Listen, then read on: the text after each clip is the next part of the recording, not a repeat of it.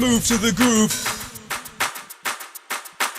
Here we go, getting smooth to the groove.